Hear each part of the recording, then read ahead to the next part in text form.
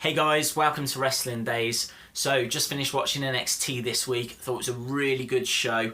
The show kicks off with the Authors of Pain. They weren't wearing any kind of masks, which was a bit of a surprise. I thought they would. A lot of the pictures I'd seen from house shows, they were having some kind of mask on. Maybe that's something they bring in for takeovers, something like a cool accessory.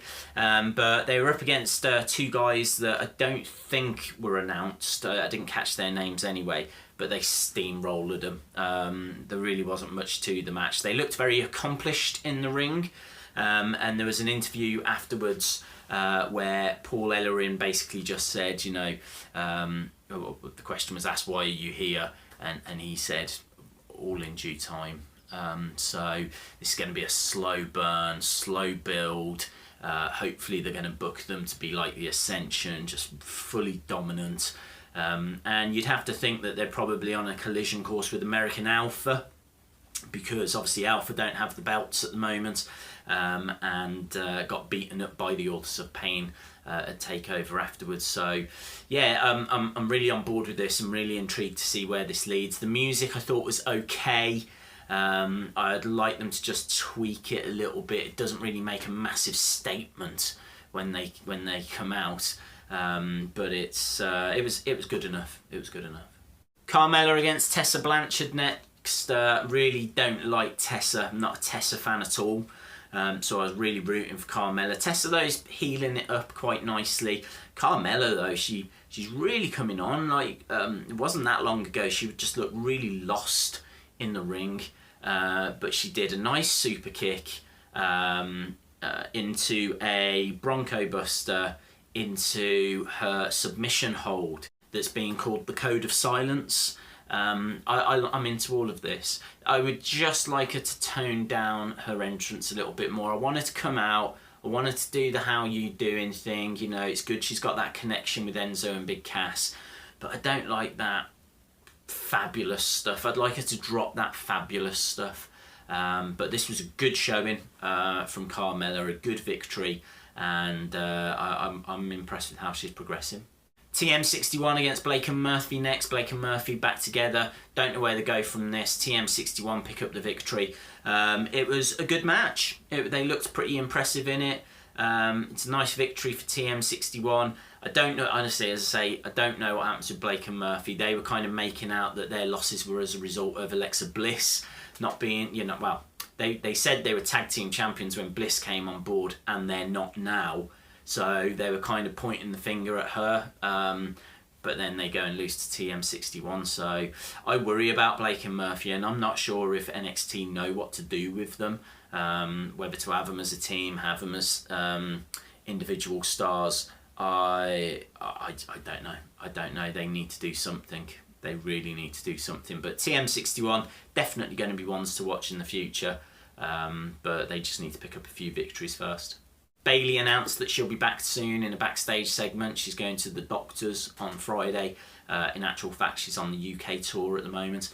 And also, talking of the UK tour, Bobby Roode made his debut at NXT Download.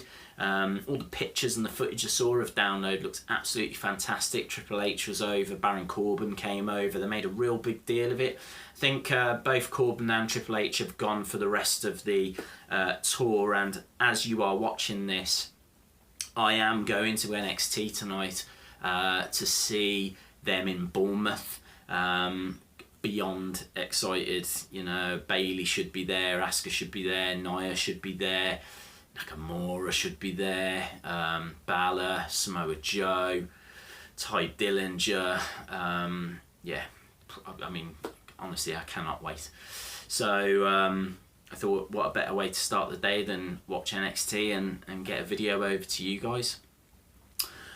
So back to the review. We had Tye Dillinger going up against Cien Almas. This match was good.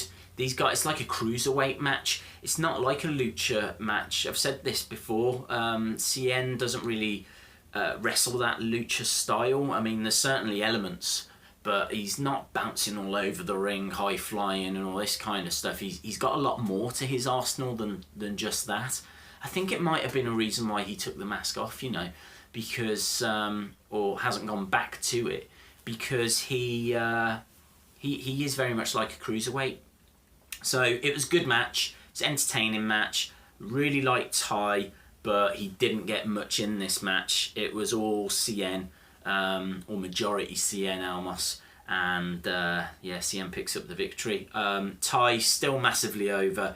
You know, when they do that intro where they've got the numbers coming towards you, 10 kind of a thing.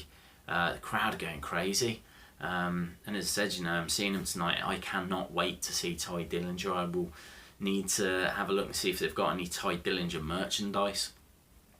On that point as well, there will be loads of videos coming your way about it. I'll get footage of what it's like with the merch stand. Try and get a few bits. I can't get the actual show because I don't own the copyright to that, but I can certainly get a few bits. So yeah, watch this space. But that brings me to the main news, and the main news was Balor came out and he was asking about what next for Balor, and did he get an answer? The crowd were chanting Balor Club. He gave a little smile, but Nakamura came out, and Nakamura basically said that he wants to be the best, and to be the best he's got to go through the best, and so that means beating you. And so the match is made. Don't know when it will be, but it's on. Balor, Nakamura, and you'd have to think the winner of that will get a title shot. So you'd have to think Nakamura's going to win. The crowd were chanting, "This is awesome, match of the year," you know, all that kind of stuff. The moment itself, I can't do it justice. You have to watch it. But it's just a moment where Balor's in the ring and he's like, what is next for Finn Balor? And actually, I've got a mic here, haven't I? I can.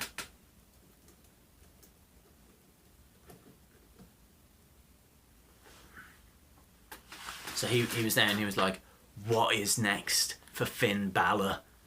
Lights go out, Nakamura's music. Future looks bright. Future looks awesome. Future looks bright. It looks awesome for NXT. So I strongly recommend, if you've not seen this week's episode, that you do it, because I think they were right when they said the NXT takeover, the end was the end of the beginning, because we're starting to see a lot of new stars coming through, new rivalries. If you think that it's been Balor Samoa Joe for 6-7 months, we clearly are moving on to something else now. So yeah, loved this week's show. Really excited about tonight. If you haven't subscribed to this channel, please do, because I've got some fantastic videos on the way. As you said, we're going to NXT tonight. You can follow me on Twitter at Wrestling Days UK, and hopefully I'll see you again next time. Bye for now.